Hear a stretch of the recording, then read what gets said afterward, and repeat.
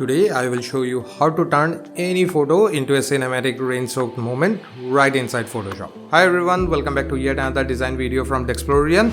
I'm your host Didi, and here on this channel I share my design process in Photoshop and try to create something artistic, and along the way we discuss various tools, techniques and tips and tricks which can improve your workflow and level up your graphic design game. Today we will not only design a poster but create a moment or scene with the theme of rain and create the wet glass effect. The effect seems to be complicated because if you notice carefully, there are a lot more things going on which brings the effects to life. We have to take care of the color, lighting, water drops, mist, reflection and some textures. Worried? Don't be, because at the end of this video you will be able to turn any photo into a beautiful moment full of thoughts and emotions. So let's not waste any more time and get to it right away. We're gonna bring in our first image and resize it to fit our canvas, and the first thing we're gonna address is the lighting, because when we are creating a scene, lighting is crucial. Our image is very bright because it's a bright sunny day, but we want to change the weather and make it a rainy day. We have to bring down the light, and for that we'll add a brightness and contrast adjustment layer on top of our image layer. Slide the brightness slider towards left to bring it down. But we do not want our image to lose its depth, so we'll increase the contrast. Adjust the sliders till you are satisfied. I'm done here, and now we will be working with the color, because it is the color which sets the mood and convey the emotions to our audience. Here I will show you an interesting way of color grading your image. I'll be bringing up the second image which we'll be using today for our rain layer later. But in here, I will only take the color information from the image. You can use any other image if you like. I'll resize it to fit the canvas, and now we will be applying the Gaussian blur filter to it and then increase the radius value to a higher number to the extent it retains only the color information, more of like a gradient. Then we go to the blending options here and change the blend mode to color, because we only want it to retain the color information. I know this is kind of too much, so we will adjust the opacity of the layer. Still not satisfied? Neither am I. So we'll apply an exposure adjustment layer and give it a little boost. Come back to adjust the brightness and contrast a little more. And finally add a curves adjustment layer. Bring down the shadows a little. Bring up the midtones so that the skin of our subject gets a little pop. And finally up the highlights to give the image some depth. Basically it will be an S-curve. Do some fine tunings if you feel the need.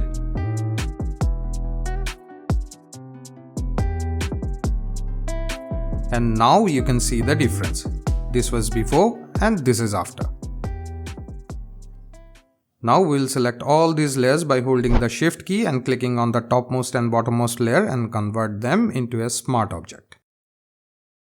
I'm going to rename the layer as subject. Our first step is done, and now we have to create the glass. And how do we do that? Let's first understand how do we know whether there is a glass in front of us. It's the reflection on the glass that helps us identify that. If there is no reflection, our eyes cannot perceive the glass. I'm sure many of us have been in such awkward situations where we bump our noses onto a glass door. Even more embarrassing if there's a girl on the other side. What? Did you heard something? Now we're gonna bring in the third image and we'll make the reflection with this. To do that, we have to change the blend mode and it will be screen. It's looking like a reflection now, but it definitely needs some improvement. Okay, think of it this way. When we see a reflection, which part or areas do you think is visible in the reflection? Is the areas which are bright, or we can say it's the areas where the light is falling on, isn't it? But here, if you see, more or less everything is getting reflected, making it a chaos.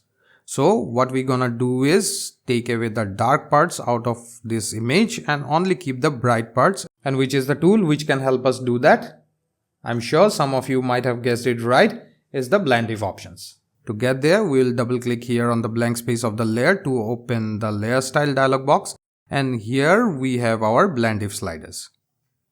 Now we have to take away the dark areas from the current layer, not the layer under it.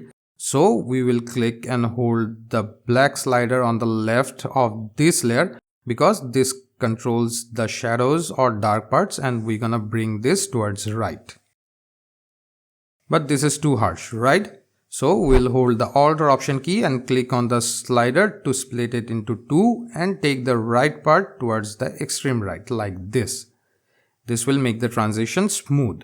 And now I will be moving the image and positioning it however we like. Let's make it a little bigger. And now it's looking like a reflection. What do you think? We have come a long way and we are just few more steps away from perfecting it. But before moving ahead, I want to see some reflection of your love and support for me in the form of likes. Because your love and appreciation keeps me motivated and inspire me to continue making such videos. And if you find the videos interesting and want to stay connected, then subscribing the channel will be a good option. And do not forget to press the bell icon right next to the subscribe button to get notified of all the future videos. Now coming back, we're gonna make the effect as realistic as possible. If you observe carefully, the reflections here is very sharp, but in reality it will never be like this.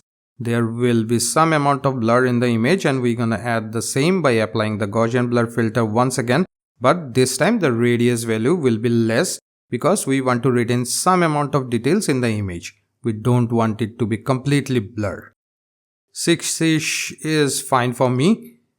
This was before and this is after. Now we'll bring in the rain image we used earlier for color grading, resize and position it as per our likings, and place it between the subject and reflection image because this is where it is meant to be.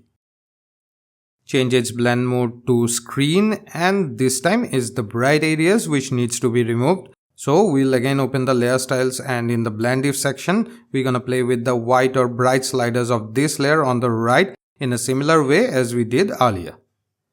But you see, this has also taken away the details from the water droplets and we definitely don't want that.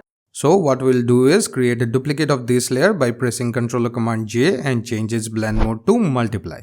We'll again go to the layer styles of the duplicate layer. First set it where it was by default and then hold the brightness slider of the underlying layer here, split it and bring the left part to the extreme left. Again go to the layer styles of the original rain layer and we just have to do the opposite of what we have done earlier. That is, we have to set the bright sliders as it was and adjust the dark slider. And now it's showing up. It seems a little dark to me, so we'll adjust the opacity of the duplicate rain layer and set it to around 35%. Do the same with the original rain layer. I'll set it to at around 70. The water droplets over her face area is little too prominent and I think it's kind of little distracting. To make it less prominent, we will add a layer mask to the original rain layer. Take the brush tool, make the brush bigger by pressing the right square bracket key. Right click anywhere to open the brush settings and select the soft round brush. Make sure the foreground color is black. Flow should be around 10 to 20% and we're gonna paint over the areas. See, it's getting lighter. If you have overdone, just press the X key to change the foreground color to white and you can bring back the masked areas. We're gonna repeat the same with the duplicate rain layer as well. And with some trials and errors, you can have the perfect look. I'm done with this part, but we are still missing on something. Can you feel that? There is no separation between our subject and the glass we created. We need to do something to add some depth, otherwise it will lack realism. To do that, we can add a shallower depth of field and it will serve the purpose. But before moving ahead, I will be renaming the layers so that we can work without any confusions and identify which layer is what, otherwise we might mess up the project. First, we're gonna select these two rain layers and press Ctrl Command G to group them together and rename it as rain and mist. This will be reflection. Now to create the shallow depth of field, we have to work with the subject layer. So we're gonna make a copy of it. Then go to filter, blur gallery and click on iris blur. It will create a blur which appears to be kind of increasing from the center. The area inside the oval will be sharp and the blur will be on the outside and there will be a smooth transition from focus to blur. First, we'll move the oval over our subject's face because we want to keep that in focus. We can change the size and angle like this. Then we change the position of these points so that we can pinpoint the focus area. We can even move these points individually by holding the Alt or Option key while dragging. And now we'll adjust the blur with this slider.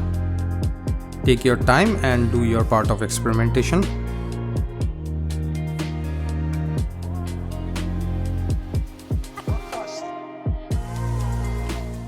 This is good for me. Her eye area is looking too sharp. It needs a little bit of blur. So we're gonna add an overall blur to the whole thing.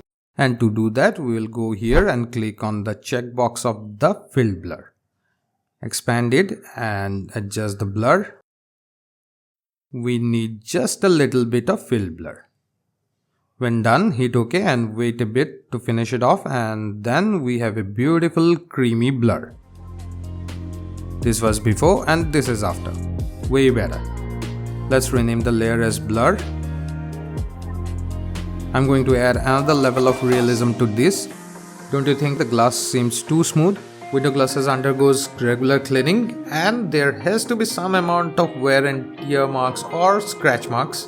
To add that, we're gonna add a texture image to our composition and place it just below the rain and mist group, and once again change its blend mode to screen.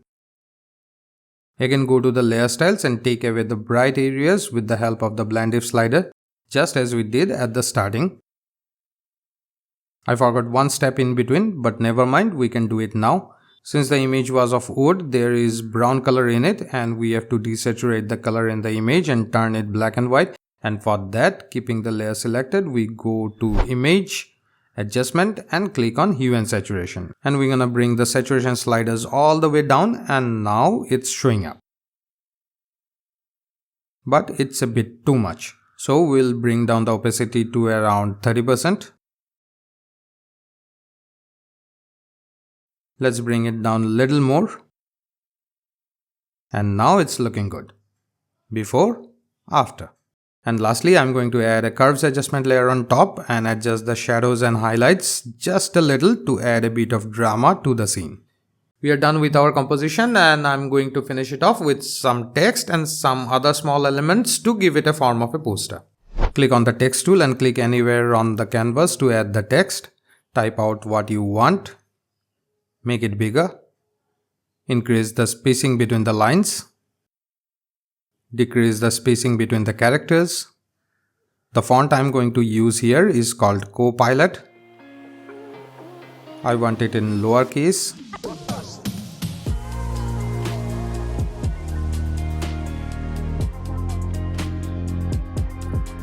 Okay, now I want it to appear as if on the glass, so I will change its blend mode to overlay or soft light. Soft light is good, and we'll place it just below the rain and mist layer. I want to add a small quote here and I want it to be confined within a certain area, not a linear line of text. So I'll first click on the rectangle tool and draw a rectangle like this. We don't want any fill color and strokes will also be none. And now select the text tool, and when we bring the cursor inside the rectangle, the cursor is different. This means whatever we type here stays within the boundaries of this rectangle. I have already copied my code and now I will just paste it here and do some work to align it as I want. Lastly, for the sake of aesthetics, I am going to add two more elements in here. First will be a simple line.